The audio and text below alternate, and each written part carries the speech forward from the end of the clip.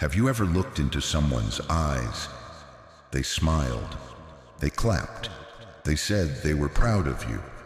But deep inside, something felt off. No fight, no betrayal, no evidence.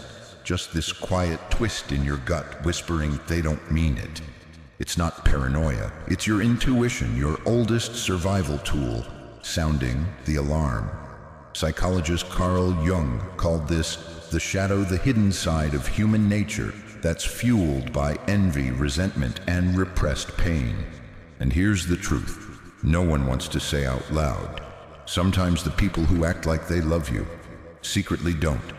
They don't stab you with knives. They drain you with compliments. They clap with delay. They disappear when you shine. See, darkness doesn't always look like hate. Sometimes it wears a smile, says, "I'm happy for you," and calls itself love. But when you ignore those inner warnings, when you explain them away as being too sensitive, you're letting emotional poison seep in slowly, drop by drop. And that's why this video matters, because today we're going to uncover 8 disturbing signs that someone close to you secretly harbors hate, not just discomfort, not just jealousy, hate. And I promise sign number 8, it will flip a switch in your brain and forever change the way you read people's energy. Ready to see what's been hiding in plain sight? You're too sensitive. Relax, I was just joking. Sound familiar? We've all heard these lines before, dressed up like playful banter wrapped in laughter. But if you've ever walked away from a joke feeling small or bruised or ashamed, then deep down you know that wasn't humor. That was a hit. Sarcasm can be harmless, sure. But when it always strikes the same wounds, your appearance, your past mistakes, your insecurities, it's not comedy anymore. It's contempt with a smile. And the worst part, when you speak up, you're labeled dramatic, oversensitive. Suddenly, you become the problem. But let me tell you something. Carl Jung once said, "Everything that irritates us about others can lead us to an understanding of ourselves." The problem is, people who refuse to understand themselves often redirect that irritation outward. You become their emotional punching bag. They laugh, but you don't. Everyone else chuckles, but you lie awake replaying that moment, wondering why it hurt so much. Because it wasn't random. They knew exactly where to poke. This is emotional manipulation in disguise. The delivery is light, but the intent is heavy. And the goal, to chip away at your confidence without ever looking cruel on the surface. If someone's humor consistently makes you feel anxious, humiliated, or emotionally exposed, pay attention. This is not friendship. This is psychological warfare served with a grin. True friends don't weaponize your pain. They don't make sport of your scars. So next time you hear, "It's just a joke," ask yourself, was it funny to you or only to them? Because how people joke around you often reveals more truth than their serious conversations ever will. Have you ever had someone close to you constantly forget to tell you something important? Like they accidentally left out one small detail that could have changed everything, your job, your timing, your confidence. Or maybe they gave you advice that sounded kind but ended up steering you into doubt, delay, or missed opportunity. And when you needed them the most, they were just too busy again. Now, once sure, life happens. Twice, maybe. But when it becomes a pattern, 3, 4, 5 times, it's no longer coincidence. It's sabotage. Silent, gentle, disguised as care. The truth is, not everyone wants to see you grow, because your growth reminds them of where they've stayed stuck. Your progress becomes their mirror, and they don't like what it reflects. So what do? They slow you down, but not with direct attacks. No, that would be too obvious. Instead, they wrap their resistance in soft words. "I just don't want you to get hurt." Are you sure this is the right time? You might want to think it through again. They call it concern. But concern, when real, empowers you. This kind, it confines you. Carl Jung once said that people who feel inferior often try to bring others down. rather than rise themselves.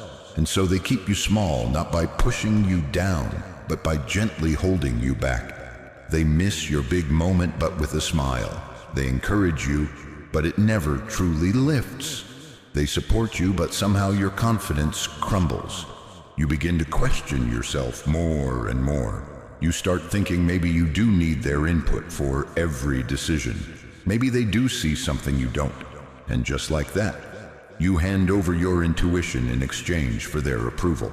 It's manipulation by delay, sabotage by silence, control wrapped in compassion. Here's the brutal truth. Some people don't want to lose you, but only as long as you stay beneath them. If someone in your life consistently pulls you back under the guise of guidance, it's time to ask, are they really helping me?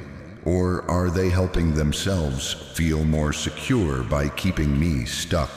Real support doesn't shrink your dreams, it stretches your wings.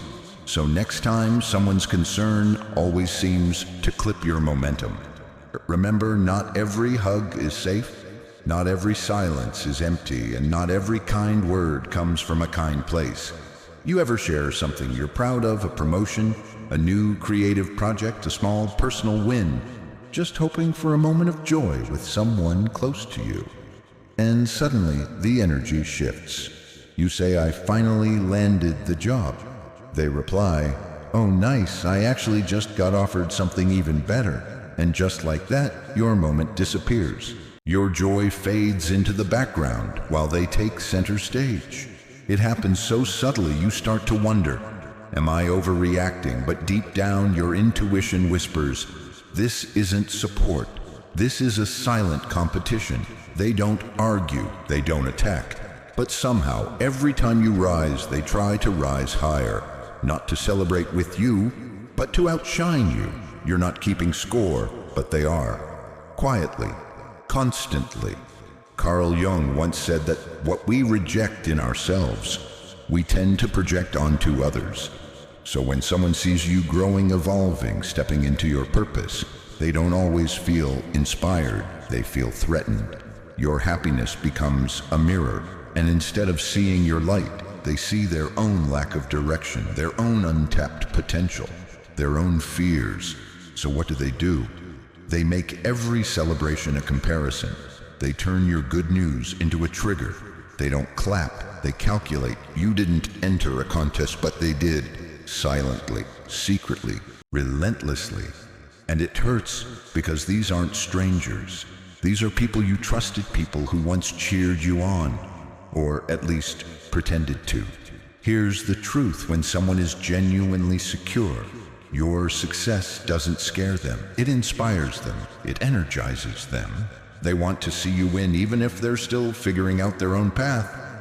But when someone hasn't done the work to heal or grow, your elevation feels like their failure. They don't celebrate you, they compete with you, all while wearing a smile. So if you've noticed your wins triggering subtle put-downs, one-up stories, or deflected attention, it's time to ask yourself a tough question. Are you celebrating with a friend? Or surviving next to a rival in disguise? You deserve people who shine with you, not people who dim your light just to feel taller in the shadows. Because real friends, they don't compete, they collaborate, they don't steal the spotlight, they lift it toward you. So protect your joy, protect your peace.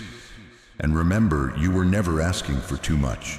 You were just sharing your light in a room that wasn't ready to reflect it back. Have you ever shared something deeply meaningful, and the other person said all the right words? I'm proud of you. Wow, that's amazing. I'm so happy for you.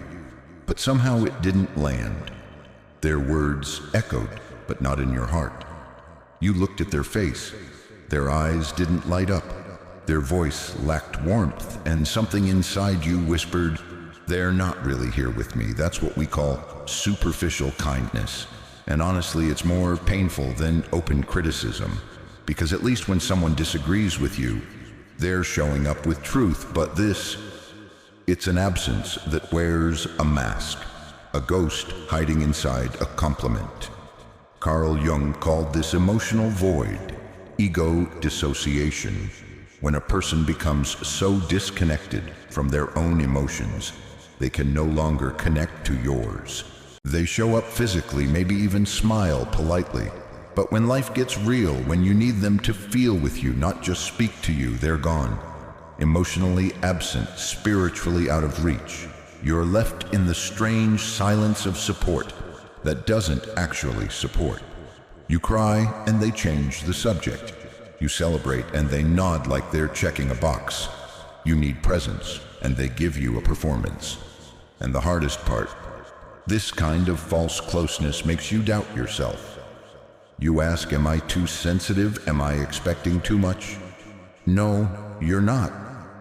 What you're really sensing is the lack of realness, a connection that's all surface, no soul. Because real people, they don't just say they care, they show it. They feel with you. They cry when your world breaks. They laugh with their whole chest when you win. They sit in silence with you when there are no words. So if someone consistently gives you the words without the warmth, if their kindness feels cold, robotic, or like an auto reply, you're not in a friendship. You're in a performance where they're playing the role of someone who cares while never actually caring. And that's why you feel so alone even when they're right beside you. You don't need 1,000 empty compliments. You need one honest connection. Because a friend who truly shows up, even in silence, even in messiness, is worth more than 100 hollow "I'm proud of yous" with dead eyes. So protect your heart.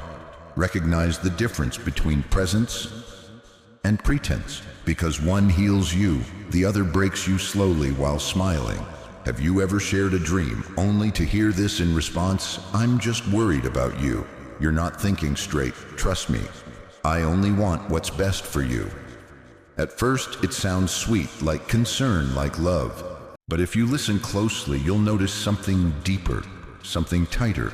Not love that sets you free, but care that cages you. It starts small. You mention a new idea and they call it too risky. You get excited about a new chapter and they urge you to slow down. You speak your truth and suddenly you feel the need to ask for permission. Before long, their advice becomes your voice. Their approval becomes your compass and your own inner voice. It starts to fade. Carl Jung explained it perfectly. People who cannot control their own chaos will try to control others to feel safe. Think about that. They're not grounded in themselves. Their world feels unstable, their emotions unpredictable. So instead of healing their inner disorder, they manage you. Because controlling you gives them the illusion of stability. But here's the catch: they don't scream, they don't force, they whisper, they influence. Like a velvet chain you don't notice until you try to move. They make you doubt your intuition. They reframe your vision as immaturity. And before long, you find yourself shrinking just to make them feel bigger. You're not living for you anymore. You're performing for their comfort. Let me ask you, if someone's care always makes you feel smaller, more dependent, more afraid to decide without them, is that truly love? Because real love empowers. It celebrates your growth even when it's scary. It says, even if you fall, I'll be here. Not, don't move unless I say so. So if someone constantly wraps chains around your choices while smiling and calling it protection, it's time to pause. Ask yourself, are they protecting me or protecting their control over me? Because there's a difference. One believes in your wings. The other keeps you grounded so they never have to face their own fear of flying. Have you ever walked into a room and suddenly the energy shifts? The smiles fade a second too quickly. The air feels heavier. People glance your way, then glance away. No one says anything, but you feel it. Something was said about you, but not to your face. You see, when people don't have the courage to confront you directly, they take the back door. They don't challenge your actions. They target your character. They don't question what you did. They question who you are. They twist your words behind closed doors. They water seeds of doubt in others while smiling at you in plain sight. It's never an open attack. It's a slow leak of suspicion, just enough to cloud how people see you, while they keep their hands clean. Why do they do it? Carl Jung once said. The brighter your light, the darker your shadow becomes in the eyes of others. And that's the core of it. Your presence, your peace, your progress. It exposes something in them they haven't faced. They see your confidence and feel their insecurity. They see your purpose and remember their own confusion. They see your joy and taste their unresolved pain. So instead of rising to meet you, they try to pull you down quietly. Because gossip doesn't come from strength, it comes from fear. Fear of being left behind, fear of being irrelevant, fear of looking in the mirror and not liking what they see. But here's the part most people miss. Gossip reveals more about the speaker than the subject. It's not your truth on trial, it's their self-worth unraveling. Because people at peace with themselves don't need to tear others down. They don't need to whisper in the dark. They walk in light. So the next time you feel that shift in the air, when silence speaks louder than words, remember, you're not the problem, you're just the mirror. And while they talk behind your back, keep moving forward.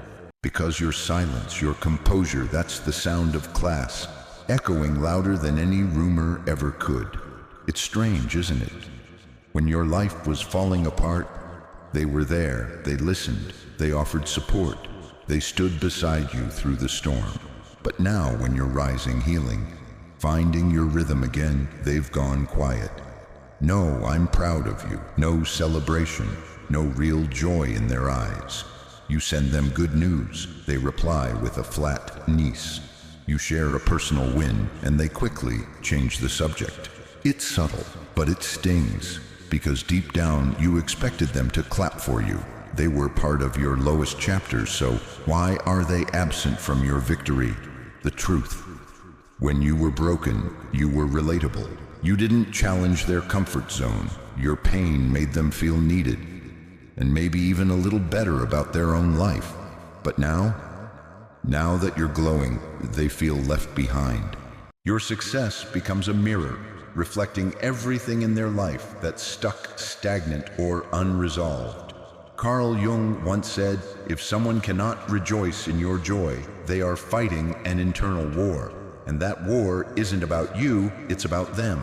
Their silence isn't punishment, it's protection from their own discomfort, from the realization that they haven't moved forward like you have. It hurts. Of course it does, because you thought they'd be proud.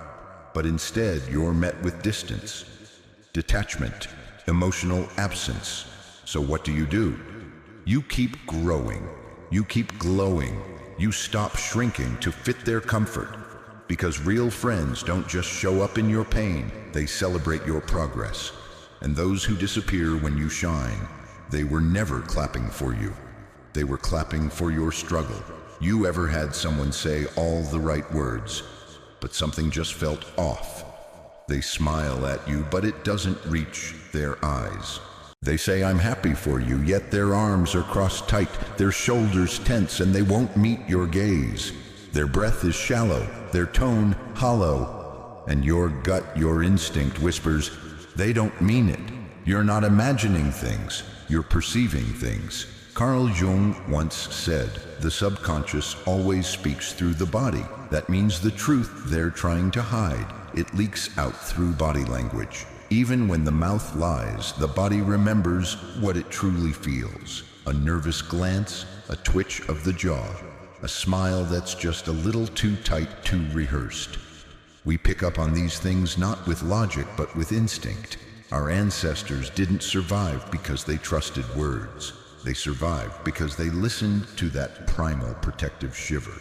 So when you're with someone and your energy drops, when your chest tightens, your skin crawls, and something deep in your bones tells you, be careful, listen, that isn't paranoia, that's wisdom. That's your nervous system saying, you are not safe here, because while people can fake kindness, affection, even loyalty, they can't fake what their body knows. In the end, energy never lies, so trust the tone behind the words. Trust the shift in the room when you walk in. And most importantly, trust you. Your body always knows first. You don't have to expose them. You don't have to fight them.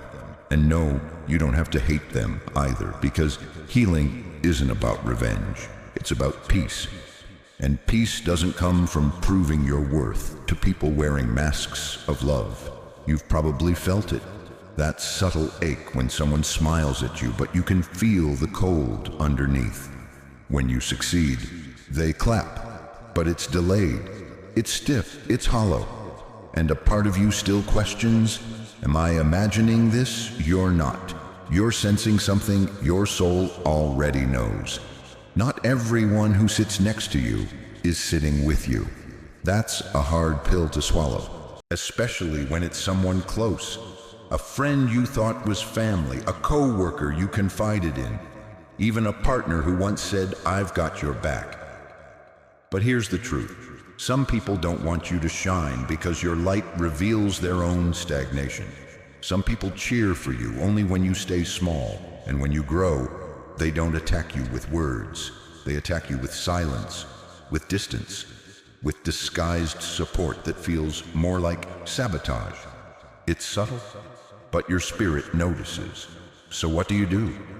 You don't waste your life trying to win them over. You don't twist yourself to fit into their comfort zones. You don't shrink just to stay accepted in a room you've outgrown. You simply walk away, without drama, without announcement, just with clarity. You protect your peace like it's sacred because it is. You stop explaining yourself to people committed to misunderstanding you. You stop chasing applause from those who only clap when you fail. And above all, you choose you. Because self-love begins the moment you stop tolerating counterfeit affection. The moment you stop mistaking familiarity for loyalty. The moment you stop apologizing for being too much for those who were never enough. Carl Jung said that the people who trigger us often reflect what's unresolved within us. But sometimes what they reflect is a version of ourselves we've outgrown. And that's okay. Not every connection is meant to last. Some are simply mirrors, to show us how far we've come. So as we close this video, ask yourself, who do you keep around out of guilt, habit, or fear? And what would your life feel like if you simply chose peace? Not to punish them, not to prove anything, but to honor the one person who has walked every step with you. You. If this message speaks to your heart, don't forget to like, share, and subscribe, because your peace deserves protection. And you deserve to remember you are not here to convince anyone to love you. You are here to become someone you love to be.